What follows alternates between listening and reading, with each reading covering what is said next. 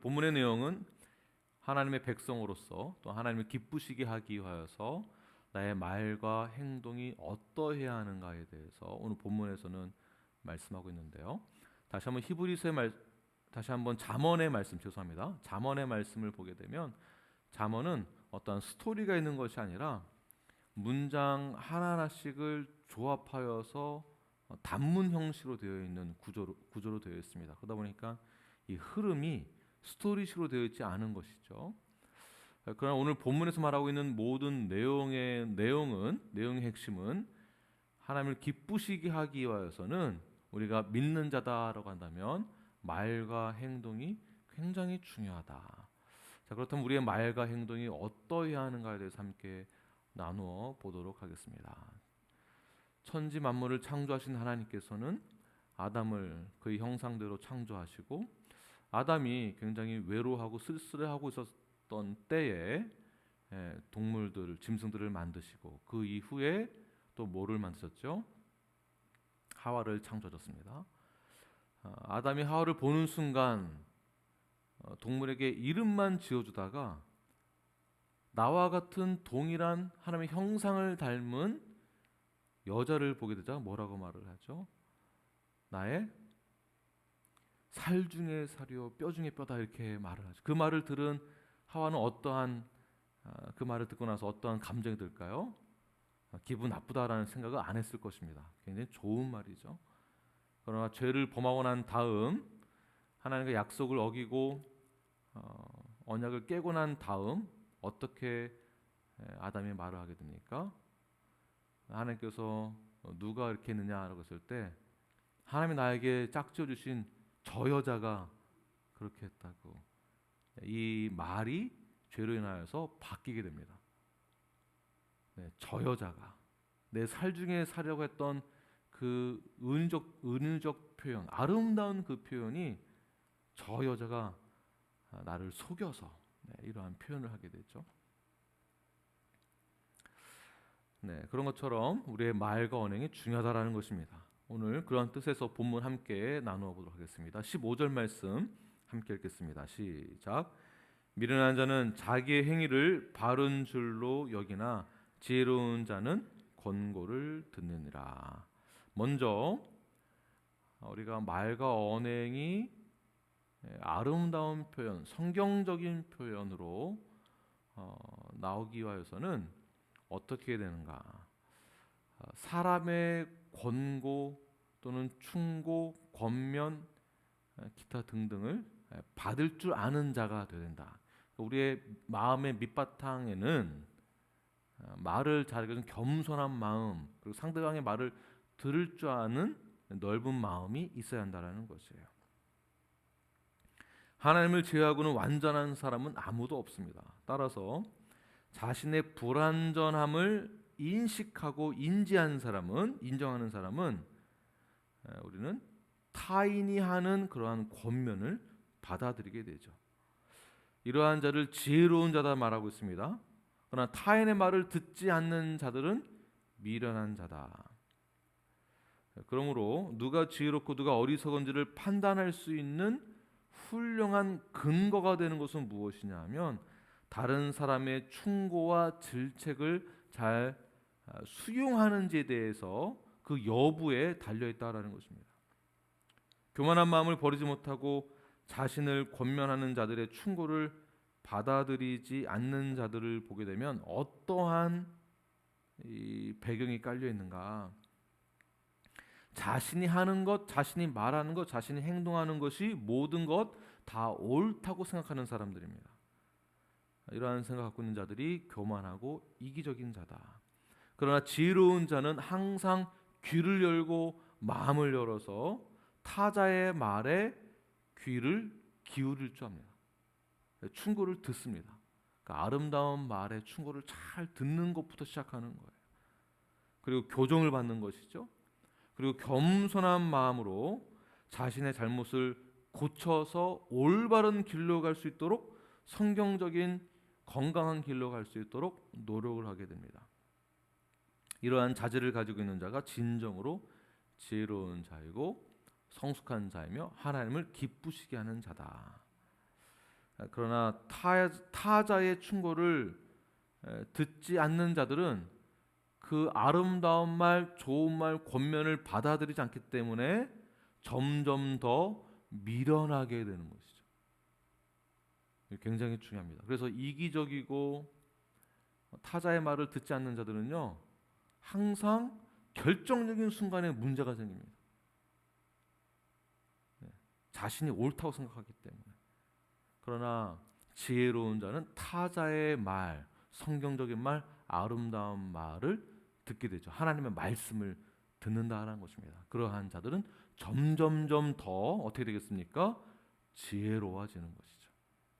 그러므로 교회 안에서 우리 서로가 성도가 성도에게, 형제와 자매 사이에서 또한 말씀을 들을 때, 교제할 때에 말씀을 듣는 것, 권고의 말을 듣는 것, 충고의 말을 듣는 것을 주의 깊게 마음을 열어서 들으시길 바랍니다. 하나님께서 우리의 형제를 통해서 나에게 주시는 말씀이에요. 하나님께서 저희 입술을 통해서 성경의 말씀, 하나님의 말씀을 전해주고 계십니다. 이 말씀을 들으시고 받으시고 더욱더 지혜로운 자, 하나님을 기쁘시게 하는 자가 되시는 저와 여러분이 되길 간절히 축원합니다. 그러나 반대로 미련한 자들의 특징이 있는데요. 특징이 오늘 16절 말씀에 나와 있습니다. 함께 읽겠습니다. 시작. 미련한 자는 당장 분노를 나타내거니와 슬기로운 자는 수욕을 참느니라. 보십시오. 충고의 말을 들었을 때 먼저 미련한 자는 어떠한 충고의 말을 들으면 어떠한 그 반응이 나타나는가? 마음에 불편함이 생기는 거예요. 왜 그렇습니까? 충고를 들었을 때 이기적이고 교만한 자들은 이런 마음이 밑바닥에 깔려 있습니다. 고작 너가 나한테 그런 말을 해? 고작 너가? 너 같은 사람이 나한테 그런 말을 해? 이런 마음이 있는 것이죠. 그러다 보니까 그런 말을 들으면 그런 자들로부터 충고의 말을 들으면 얼굴이 울그락불그락해지고 빨개지고 그 자리에서 분노를 표현하게 되죠. 그러면 결과가 어떻게 되겠습니까? 상대방과 다툼이 생기고 흥분을 한 상태가 되니까 합리적이고 이성적인 판단을 할 수가 없습니다. 이것이 미련한 자들의 특징이에요. 그러나 슬기로운 자들은 스스로의 감정을 잘 다스릴 줄 알죠. 그리고 상대방의 감정도 안정될 때까지 잘 기다립니다. 한번 참고 숨을 쉬고, 그리고 신중하고 또한 합리적이고 성경적이고 건강한 결론을 맺게 됩니다. 그 결론에 도달하게 되죠. 문제를 풀면서 나가는 겁니다. 미련한 자들은 문제가 계속 쌓이는 거예요. 충고도 듣지 않죠. 흥분하죠. 흥분한 상태에서는 절대 좋은 결과를 맺을 수 없습니다. 기대할 수도 없습니다. 내가 영적으로 성숙하다라고 한다면 그냥 기도만 오랜 시간 동안 하는 것뿐만이 아니라 실질적인 삶 가운데서 이렇게 적용해야 하는 것입니다. 슬기로운 자로서, 성숙한 자로서 올바른 판단을 내리십시오. 감정이 좋지 않을 때에는 말을 쉽게 뱉어내지 마십시오. 그때 하는 말, 흥분한 상태에서 하는 말은 좋은 말이 나올 수가 없습니다. 대부분 욕부터 나옵니다. 욕. 아이씨 이렇게 붙어서 아이씨. 좋은 말이 나올 수가 없습니다. 자, 지혜로운 자의 특징 무엇입니까? 타자의 말, 충고를 잘 받아들이는 것입니다. 두 번째는 올바른 판단을 잘 내리는 거예요. 말과 행동을 통해서 올바른 판단을 잘 내리는 것입니다. 세 번째는 무엇입니까? 오직 진리말을 말하는 것입니다. 17절 말씀 함께 읽겠습니다. 시작. 진리를 말하는 자는 의를 나타내어도 거짓 증인은 속이는 말을 하느니라. 자, 하나님을 기쁘시게 하는 자는 타자의 말을 듣고 난 다음에 그 말과 행동에 대해서 결과를 좋은 결과를 맺게 되고요. 좋은 결과를 또한 맺기 위해서는 오직 지혜로운 자는 진실만을 말해야 하는 것이에요. 진리만을 말해야 한다라는 것입니다. 개역 한글에는 진실이라고 표현되어 있는데요. 진실과 진리만을 말하는 자. 그래서 말을 한다. 이 원어를 보니까 말을 하는데 숨을 내쉰다라는 이 원어의 뜻이 있어요. 숨을 내쉰다. 무슨 말일까요? 호흡을 상징하는 것이죠. 호흡. 이 호흡은 생명을 뜻합니다. 진리 말을 할 때 생명을 걸고 말을 한다라는 뜻이에요. 생명을 걸고 말하는 것처럼 확신을 가지고 진실만을 말해야 한다는 것입니다.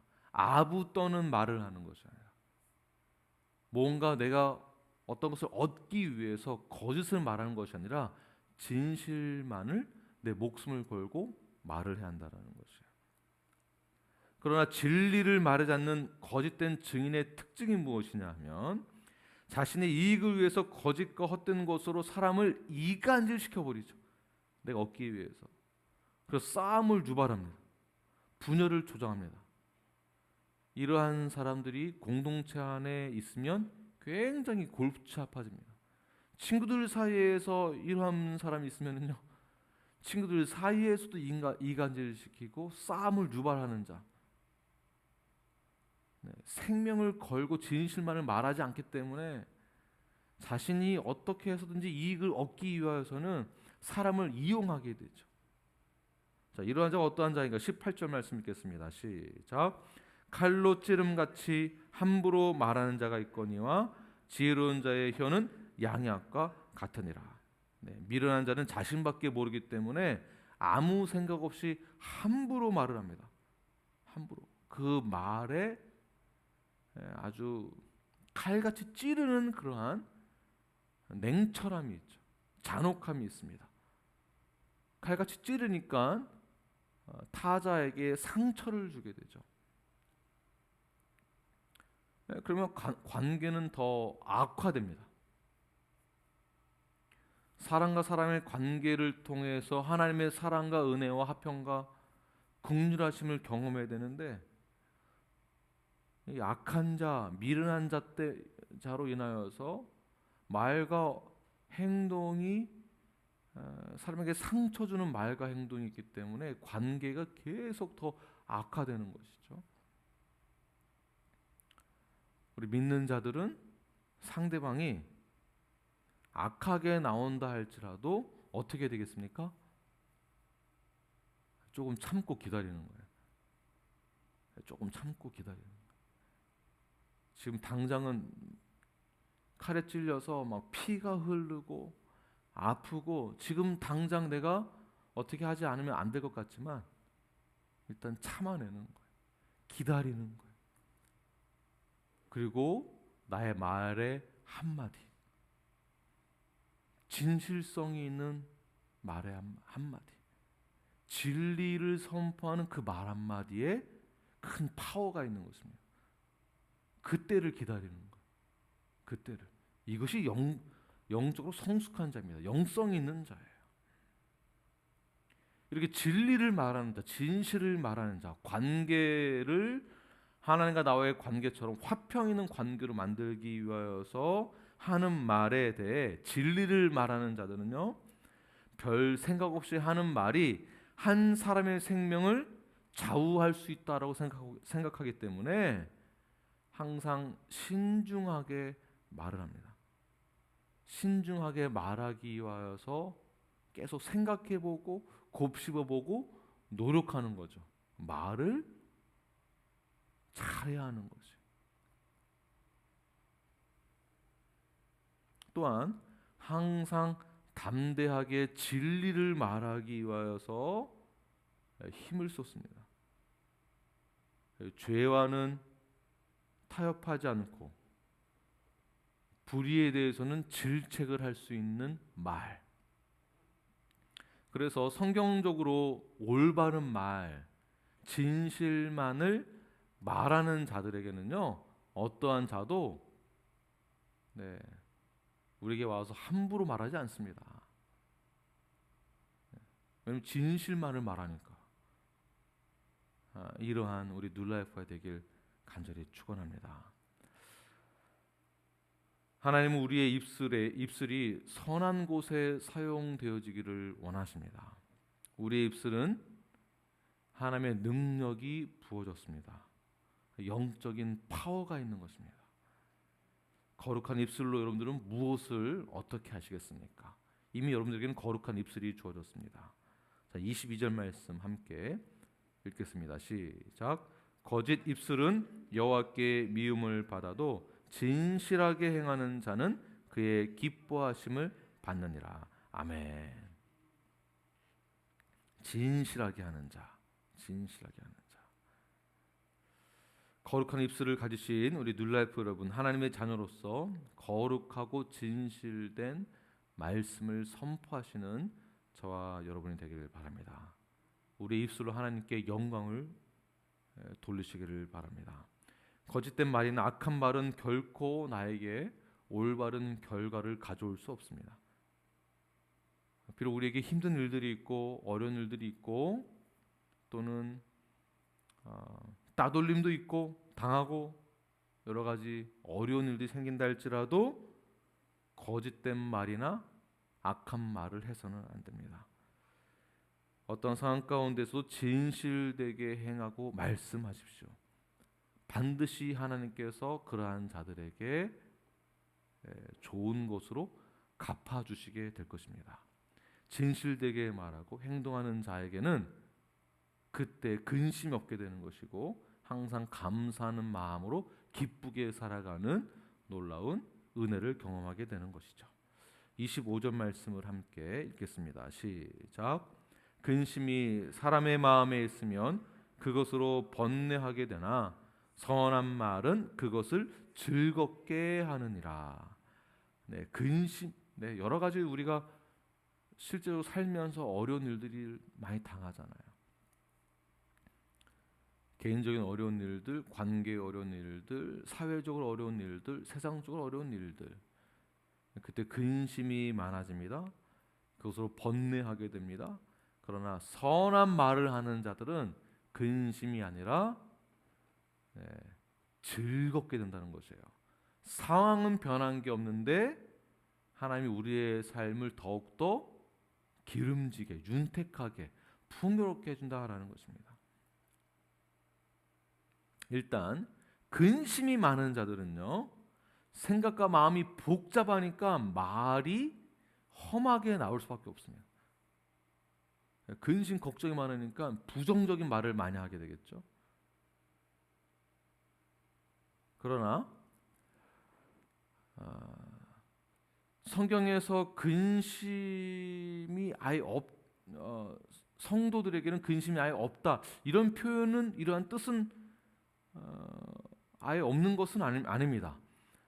성도로서 근심을 가져야 된다라는 성경 구절이 있는데요, 이것을 사도 바울이 근심에 대해서 두 가지로 표현하고 있는데요, 사도 바울은 세상의 근심과 하나님의 뜻대로 하는 근심이 있다라고 말씀하고 있습니다. 고린도후서 7장 10절 말씀을 함께 우리 스크린을 보고 자막을 보고 읽겠습니다. 시작. 하나님의 뜻대로 하는 근심은 후회할 것이 없는 구원에 이르게 하는 회개를 이루는 것이요, 세상 근심은 사망을 이루는 것이니라. 자, 여기 두 가지 근심이 나오죠. 세상 근심, 그리고 하나는 하나님의 뜻대로 하는 근심이라는 것이에요. 그러니까 우리가 근심이 우리에게 반드시 있어야 되는데, 반드시 우리가 가져야 될 근심은 하나님 뜻대로 하는 근심. 근심하지 말아야 될 것은 세상의 근심이다라는 것입니다. 성경을 자세히 보시면 하나님 뜻대로 하는 근심이 무엇이라고요? 후회할 것이 없는 구원에 이르게 하는 회개. 후회할 것이 없는. 자, 무슨 말일까요? 제가 그래서 한번 풀어보았습니다. 내가 하는 모든 행위, 말과 행동이 하나님의 뜻에서 벗어났음을 깨닫고 비성경적이다라는 것을 깨달았다고 한다면 심히 애통하는 그 마음을 가지고 하나님과의 관계가 회복되어지기 위해서 내가 말이 잘못됐구나, 내 행동이 잘못됐구나, 무엇이 잘못됐을까, 타자의 말에 귀를 기울여서 들었을 때 나에게 디서플린이 생기죠. 스트러글이 생깁니다. 이게 아니구나, 잘못됐구나, 회개하게 됩니다. 그래서 하나님과 나와의 관계가 회복되기 위해서 불철주야 고민하고 애쓰고 고치기 위해서 노력하고 이러한 근심을, 성경적인 근심을 하는 것은 오히려 우리에게 기쁨이 된다, 좋은 일이다라는 것이고요. 세상의 근심은 무엇입니까? 내가 저지른 행동에 대해서, 말에 대해서는 오히려 나를 정당화하기 위하여서, 합리화시키기 위하여서 인간적인 방법을 사용하고 하나님의 진노를 피하기 위하여서 불철주야를 애쓴다라는 것이에요. 정반대죠. 숨기려고 하고 아닌 척하고 내가 미리 뱉어놓은 말, 실수한 것 합리화시키기 위하여서 사람을 이용하고 머리를 써야 되죠. 계속 머리를 써야 됩니다. 되지도 않는 것을 머리를 계속 쓰는 거예요. 어차피 결과는 정해져 있는데. 근데 잠언 바늘잠이에요. 말씀은 말씀으로 우리에게 찔러주는 오늘의 본문의 내용 무엇입니까? 우리는 어떠한 근심을 하고 있어야 되는가? 어떠한 말을 해야 하는가? 이미 세상의 근심을 가지고 있는 비성경적인 말과 행동의 습관 때문에 지금 나의 상태가 어떠하게 되는가? 정말 나는 하나님을 기쁘시게 할 수 있는 자가 맞는가? 오늘 하나님께서 우리에게 주시는 이 말씀, 우리가 이미 말씀 앞에 섰습니다. 우리는 그 말씀이 우리 안에서 움직이고 있습니다. 운동하고 있습니다. 자, 그렇다면 오늘 주어진 이 말씀, 내가 이 말씀을 통해서 어떻게 살아가야 하겠습니까? 마지막 우리 28절 말씀 함께 읽고 마치도록 하겠습니다. 28절 시작. 공의로운 길에 생명이 나니 그 길에는 사망이 없느니라. 하나님의 생명의 말씀을 받아들인 자들은 지혜로운 자이고 의로운 자, 공의로운 자입니다. 그러한 자에게만 생명이 있습니다. 세상의 근심이 아니라 하나님 뜻대로 하는 그 근심. 주님, 제가 주의 말씀대로 살아내겠습니다. 지금까지는 내가 성경에서 원하는 대로 살아내지 못했지만 오늘부터는 성경에서 하는 그 말씀, 하나님의 말씀을 받아들이고 나의 말과 행동에 있어서 책임지고 제가 불철주야 하나님의 말씀에 근심하여 제가 주 앞에 나아가겠습니다. 회개하고 나아가겠습니다. 이러한 자에게는 생명이 주어지는 것입니다. 그러나 미련한 자의 세상 근심을 가지고 있는 자들의 결말은 결국 사망에 이르게 된다는 것. 우리 눈앞은 모든 성도들에게 이미 생명이 주어졌습니다. 이 생명의 길에 온전히 세워져서 나아가시는 저와 여러분이 되길 간절히 축원합니다.